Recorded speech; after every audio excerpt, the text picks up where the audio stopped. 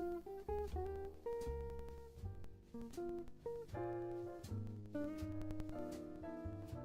name is Franny Shepherd-Bates, and I'm the director of our Shakespeare in Prison program here at Detroit Public Theater. And we have about 30 minutes together for this discussion. And so I'm not going to take up any more of those 30 minutes. I'm going to turn it right over to today's facilitator, Natasha. Say your name. Yeah. It's easier just to say Nay, but it's Natasha Ferrero-Bear. And Nay is our administrative and audience services and box office manager. Here you go. I love it. Hey everyone. Did you guys enjoy the show? Wasn't it phenomenal? Like great. I mean, for her to hold her own for 90 minutes and to really take us inside of the jail, it was totally touching for me. For personal reasons. I've never been incarcerated, but I have had many family members who have been. And she just really nailed it, you know what I'm saying? She really, really nailed it. So I don't, like Franny said, we only have about 30 minutes. So we want to move this along, okay? First of all, give Lisa, Jesse, Peterson a huge clap. She deserves it. She really does. But that's not an easy task, right? Performing that play is hard on the artist, and watching it is hard for the audience, right? I mean, there were plenty of moments that were, if you have had anyone incarcerated, if you have been incarcerated, there are plenty of moments that were really touching, right? So, yeah, she did a great job. So, you know, the system, I like stand up talking like I'm over it, right?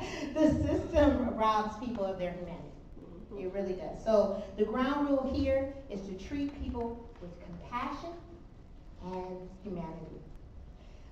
This call to action, we are not asking you to sit with your anger. This is the start of a conversation, but it doesn't end here.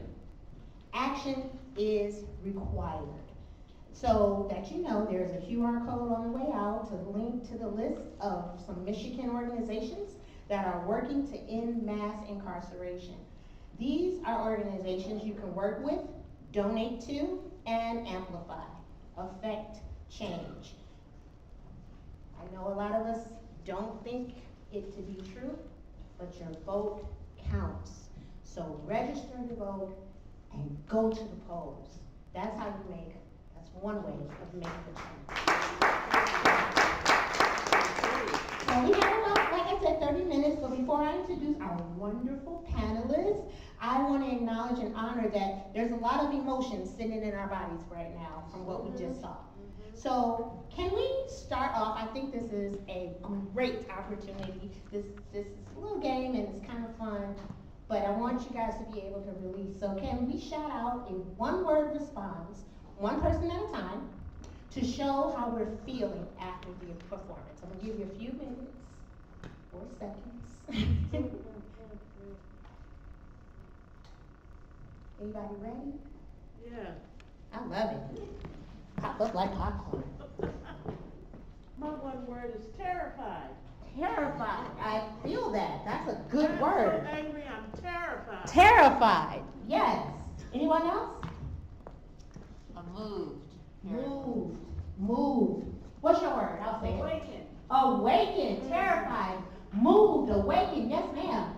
Heartbroken. Heartbroken. Yes. I definitely feel that one.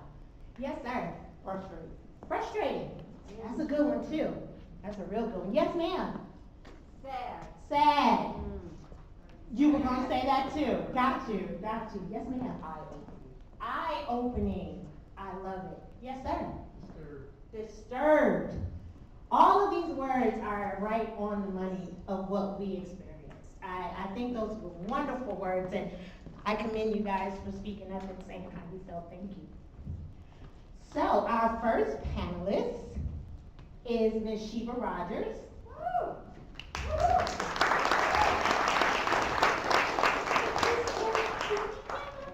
I love Lisa. She's so awesome.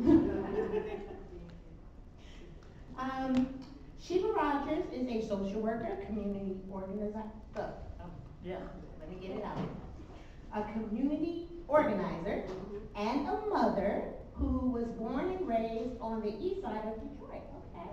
Sheba has endured over 30 years of direct impact of incarceration, having experienced both of her parents being incarcerated alongside the incarceration of several siblings and loved ones.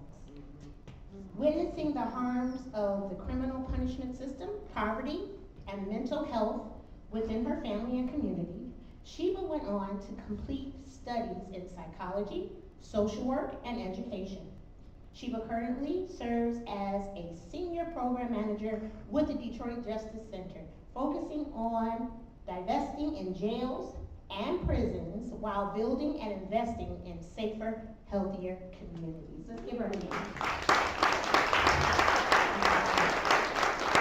Our second panelist, whose hair color I absolutely love, the big purple fan, is Michelle Pearson. Michelle is a returning citizen who at 16 was sentenced to life without parole. She served 34 years.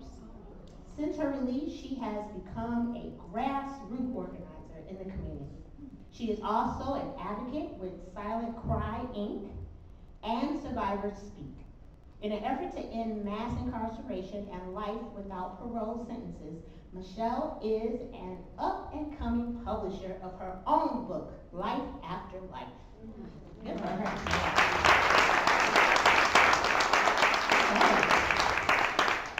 So let's get started with some of the questions I have for you guys, the panelists. What are your initial thoughts, reactions, reflections about this book?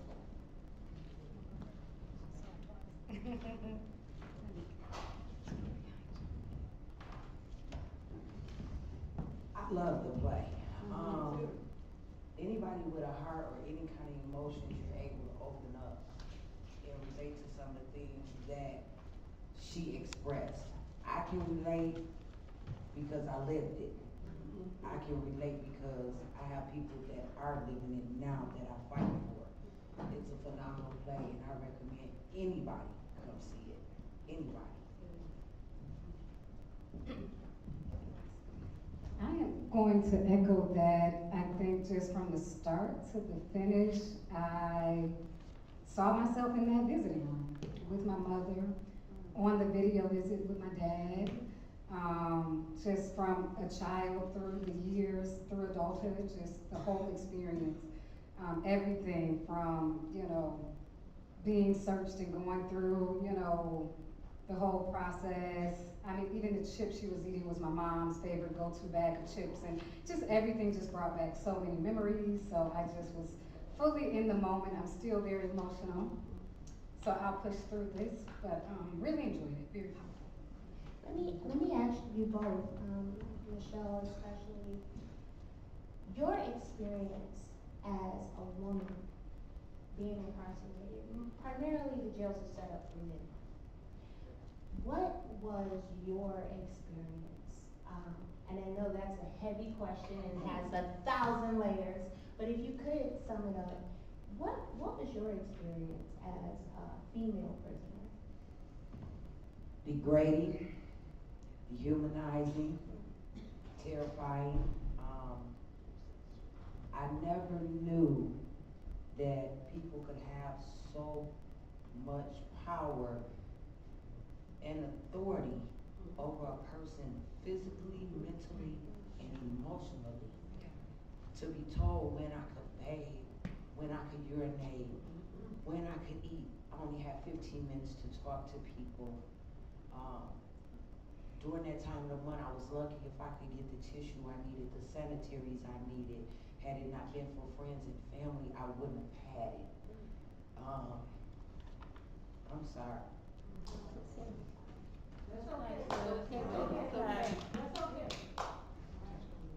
I don't get like this. I just want somebody in there. She asked, as a woman, what is it like? It takes a toll on you mentally. And since I've been out here, I have been that voice for the women. And to get a call to say that a 17-year-old and I took under my wing just killed herself has taken a toll on me because they don't care. They tell you all that you pay taxes to feed us, you pay taxes to clothe us. They give us coats that a 60-degree wind don't keep you warm. So imagine being in a snowstorm with something that's plastic that you're trying to put on layers to stay warm. Imagine seeing chow time and you go to the chow hall and if it's not for family, you can't eat because the food that brings, the truck that brings our food says literally not fit for human consumption. We go to this chow hall and we're faced with food that is rotten, spoiled, has bugs, has glass, has maggots, unexpected. So to answer that, it is degrading. And if you don't have the mindset to stay strong, it will break the strongest of the strongest. Thank you. First of all, I want to commend you for the work that you do in the community. I want to personally give you a round of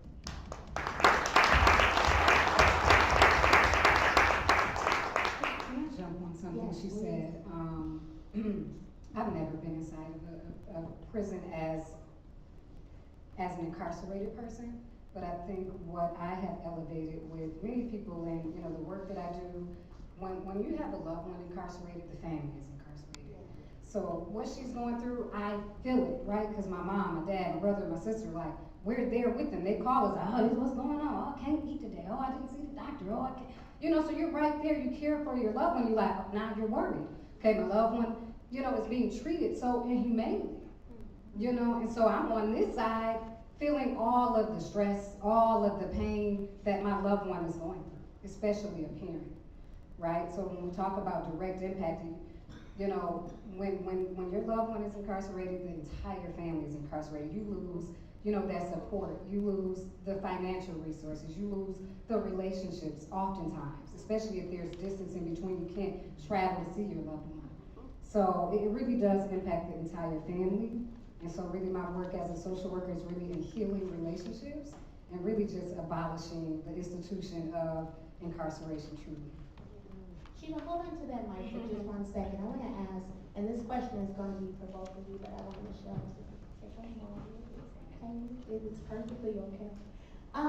It's my understanding that even though Lisa did a phenomenal job with bringing us into the jail system, but it's also my understanding that visiting rooms are not as sweet. That was a soft kind of introduction into the visiting room. What has your experience been in the visiting room? So I was right there with her looking, because I mean that look is there, like you're looking like, okay, is that, right? So sometimes we have to wait a while for our loved one to come down. It wasn't great. It's not great. Particularly, I'm just thinking back to summer, like the vending machines running out of beverages, and then, you know, they're trying to go get water through like some jugs, and then there's no water, then the cups run out. Like, you can just tell they have no care for people having actual visits, loving visits, caring visits with family. Like, they're not respected. Families are not respected. You know, so oftentimes vending machines, you know, they run out of snacks or refreshments. So you're kind of just there, thirsty, hungry. You know, if your visit is 2 or 3 hours, you're just really frustrated. You know, you don't really want to go back out, use the restroom, come back in, get research. It's just the whole thing. So, you know, you try to just make sure you have everything before you go into the visit room. You know, be well fed, you know, have, your thirst is quenched before you go in. But of course, when you're with your loved one, you want to fellowship and dine and have a meal. So it's frustrating. Like, I don't want my mom sitting up here without nothing to drink. She's an elder, you know, like, so it's just very frustrating. You know, you try to put on a smile as you're in the space, but you just leave frustrated. Like, what can I do? Who can I call about the conditions, you know, we experience today? Because it should be no reason why we don't have water, and it's the summertime. It should be no reason. As much money as, right? So one of the notes that I took from one of the themes is the business of jails and prisons, the business of incarceration. Y'all making all of this money? We can't have a meal in here. We can't have refreshments refilled or water or beverages. So it just is frustrating. The visiting is frustrating. I think the hardest part is like her sitting here with me. She's experienced it from a male and a female perspective. We can laugh, talk, all that during the visit, but you can't have that affectionate part. And the worst part is when Sheba gets up to leave out, she's broken, but her mother is broken because she has to watch her child leave out that door without her. And yeah, they may have been a victim in our crime, but our family is a victim because they're suffering more than we do, especially when it comes to bonding. Prison it breaks a lot of bonds, if you will, with mother and kids. It doesn't matter who. It breaks a bond in more ways than you could ever imagine. It is not nice. I guess the only thing you really have that I'm gonna say in Sheba's case to hold that memory is if they decide to call him is the inmate photographer coming up there and taking a picture with her mom. Every visit holds a memory when you're able to take a picture. You have officers that I don't care if you take them or not, and don't call the photographer. So that's heartbreaking. It is. Let me ask you this, again, Michelle, I keep coming to you with questions because, you live that life, you know what I'm saying? And it helps us to understand what that life really is, not what's portrayed on television. This is real life right here. This is a real person dealing with something very real. So I wanna ask you, Michelle, when was tell me about your first aha moment that you had while in prison where it really hit you like, this isn't right. That's a heavy question. You need a minute, cause I can come back to you, you know that. I had to look at my sister, but she knows what it was. Y'all know that I did 34 years. I was the first 16-year-old to get life without parole as a female. My first aha moment was, I'll never forget, August 1st of 1995. I'm not used to sitting down talking. My first aha was August 1st, 1995. Every part of my body shut down, from my eyes down. I couldn't dress myself, I couldn't feed myself, my sister was here. I was lucky enough, I had 2 guards that cared, and they rushed me to healthcare. Healthcare said, oh, it's just a mental breakdown. It was like, no, we know her, she's feisty. I got rushed to the University of Michigan Hospital, I was paralyzed. They gave me artificial plasma. Long story short, while I was there, I had been up walking a day and a half. And the very person that they said they expect excellence from, that was supposed to protect me, raped me. I now have a 26-year-old son that I haven't seen since he was 5. Because I was sentenced to life without parole, the gentleman pleaded no contest. They gave him 2 years probation. Told him he couldn't work in the prison and go on with his life. And I share that because as an inmate with the number of 176620, to them my life is worthless. I've taken back some of that. Yes, I did 2 years parole with no problems. But the biggest highlight was when I came home, I was able to vote. I was able to vote.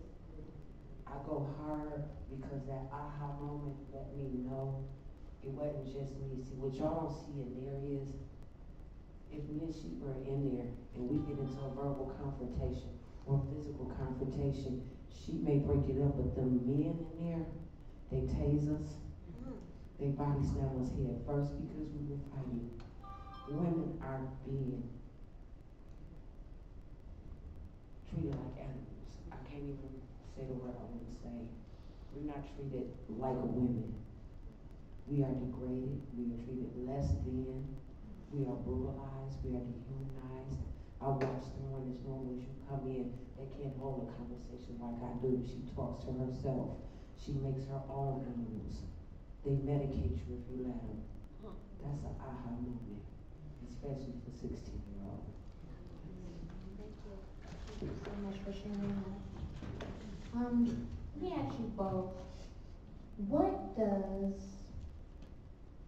the world you imagine for the legal system look and feel?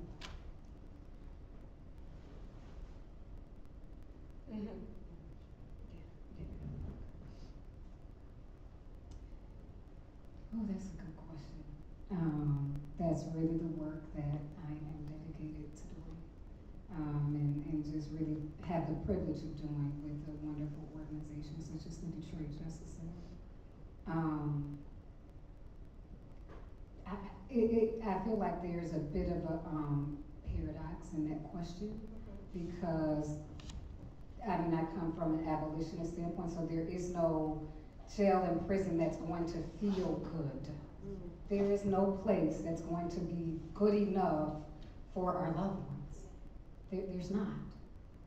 So the vision for us and the work that we do are alternative places where healing actually happens, where rehabilitation actually happens, where people go to get recovery and mental health and the other supports that they need. So these would be alternative institutions. And I don't even like the word institutions. These would be alternative care facilities because our people need care and education. They don't need whatever this is. So there's no reform that's going to make prisons and jails better for my loved ones. I can say, oh, better visiting and better, treatment. No, they don't need to be in there. They don't deserve to be in there. I really don't care what the crime was that was committed because we have to look at really the entire society that is putting people in certain positions where crimes are being committed in the first place, right? And folks are seeking an alternative economy because this one is not designed for us, right? So how do we create the communities and the cities that serve us, the just cities that actually care for us? And so that's the work and the mission that I'm doing. I can't do that work and envision the better facilities and places to cage us. That's not the work that I do. So yeah, the work that I do is really envisioning. Could you expand on that, please, and tell us what the Justice Center does? Yeah, the Detroit. Taking my job, because that was my next question. So I'm really speaking about my personal mission, but I'll also talk about the Detroit Justice Center as well. We are a nonprofit law firm. We have a host of, I actually just put some notes together. I was like, let me just get some things together so that I can have this. We want to envision a just city, period, point blank. We believe that a just city includes all facets. So not just what happens once folks are incarcerated, but what's happening well before that. So policing, courts, sentencing, the whole gamut of things, like our work is impacting that. We have a legal team that does legal services and direct representation. And then we have sort of a dreaming staff, that's myself and my colleague who was here previously on a panel. And we do the Just Cities Laboratory, where we're really thinking and envisioning what does restorative practices look like? What does it mean to divest in jails and prisons and actually put that money into communities so we don't even have a need for jails and prisons? So that's some of the work that we do. We have economic equity. So we're thinking about housing, justice work, cooperatives, and other ways to sustain ourselves in community. So that's sort of really broadly, but I think over time, we're just really trying to move the needle so that Detroit is a model for not just incarcerating people, but actually providing a community in which people can thrive. And so that's sort of broadly speaking the work that we do. My personal mission, it expands beyond the Detroit Justice Center. I mean, I'm a mom, I'm a daughter, I'm a resident of this city. Everybody in this city, I feel like, is a brother, sister, auntie, uncle, father, whomever. And so my goal is for our collective healing.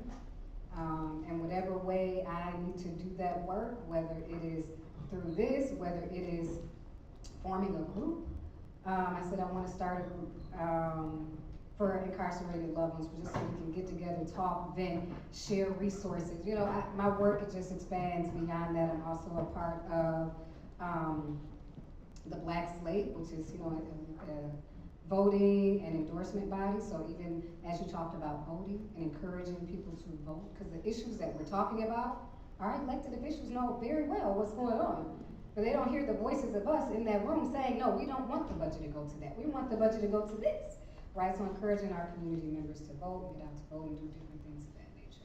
I hope that answers your question. And how can we reach the Justice Center if we want to help? Please, yes, DetroitJustice.org. We also have a Freedom Dreams podcast if you just kind of want to get, you know, lost in some of this, you know, conversation more. We are now in our second season, launching our second season of that podcast. We're active on all the social media channels, Detroit Justice Center and DetroitJustice.org. Thank you for that. And I believe Sheila will stay a little while, so that you guys can meet her out in the lobby and ask her more questions and get that information again from her, and as well as Michelle. I won't say yours yet, I'm not gonna say it. Okay, Michelle's gonna stay, and, and you can talk with her as well.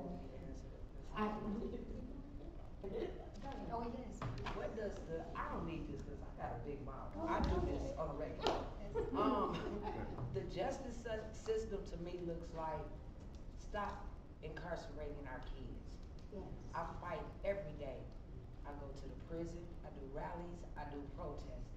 I sit with prosecutors, I sit with state senators, I sit with state reps, and I express to them, if you're throwing a 15 and 16-year-old kid to the wolves, you're not doing them. Mental health is real.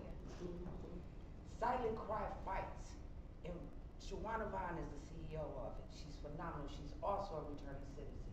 This lady writes legislation. 2 cities have picked up the bill she's writing in hopes of passing it. We don't want to see mentally ill thrown into prison and medicated. We want mental hospitals. We want them to have real mental health treatment. We don't want our kids, because we understand a crime was committed. We understand that a punishment may have to be implemented. Don't throw them in there with adults where they're molested, they're given drugs, they're beaten, they're bullied. Give them a juvenile facility where they can get mental health, they can get an education, they can get counseling. You throwing them back out on the streets. I know, I went in at 16. I came out here, I was thrown to the wolves, but I had a mindset that you didn't break me then, you're not gonna break me now. Going in as a kid and coming out and turning 52 as a woman, I was able to get a 2-bedroom home. I have a car, I have 2 dogs, I have a sister that loves me, that when I go through PTSD, that because I was a lifer who was raped, I could not get counseling, I call her. She talks me through it. Shawana Vaughn talks me through it.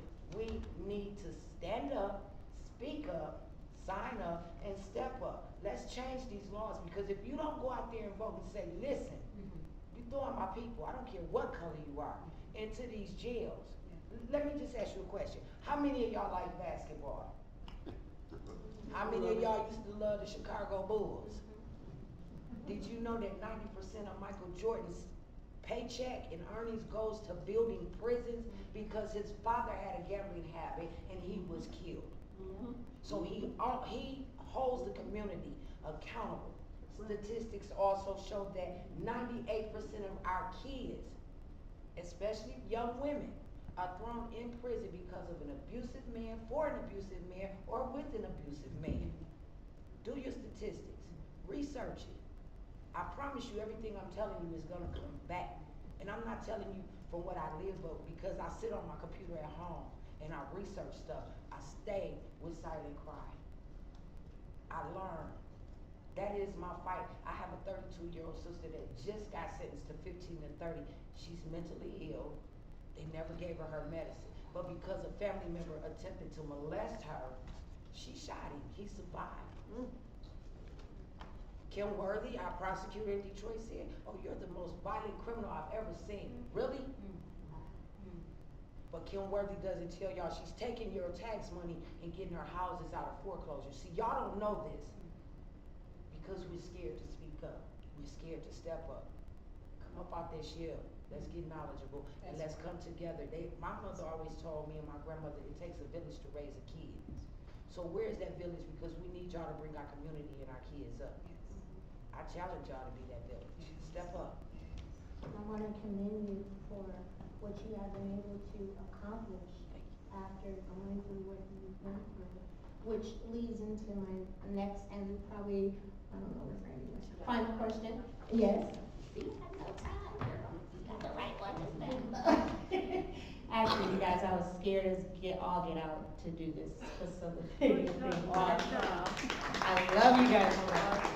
So my last question though, because you were so able to get out here, be the strong survivor that you are, and that you are helping to help the incarcerated or previously incarcerated people, how is the process of trying to be gainfully employed when you first come out?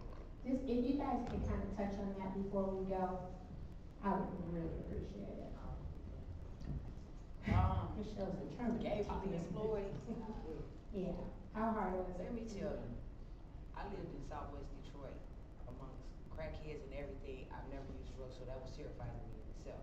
But I applied literally at a Dairy Queen down the street from an apartment I used to live in. They ran a background check and told me I couldn't even scoop ice cream because I have a felony that was put on my back at 16. I applied for Family Dollar. All these people that say they believe in second chances, they're felony friendly. They're lying. Wow. I can't even work right now today in Family Dollar. I was blessed enough, I went through a temp agency, and when COVID first became really rampant, I was hired to clean Ford plant. But when it died down, I no longer work there. So what I do now, I have to take SSRI because I have PTSD and because I have neuromuscular disease. That's fine. It's not suffice, please understand that, but I make it do what it do. However, because I have talents, I have skills, I crochet, I make things for little girls, for adults, for senior citizens. Sometimes I get bored and I make bears for kids in the hospital. This is what I do for no pay. But to survive and to feed my 2 service dogs that live with me, I clean houses. I literally find people that want their houses clean and they pay me $45, $85. And I thoroughly clean. My sister can verify that. This is how I survive. So gainful employment after you have a 6-digit on your back does not exist. Freedom for me does not exist. I have a license for the first time in my life. I've been pulled over 3 times, and when they ran my name, you know what they said to me? Not that your driving record is clean. Oh, I see that you're a completed parolee or you're an ex-felon, and I'm just looking at him like, here we go. So I'm still not free even though I'm free. Wow. I'm not able to live like you. I can't get up and work an 8 to 5 because I have a 6-digit on my back. That's why we need to vote and take it off the file that, have you had a felony? I couldn't even get a nice apartment before I was able to get a home because I have a felony. The system is geared more towards helping men.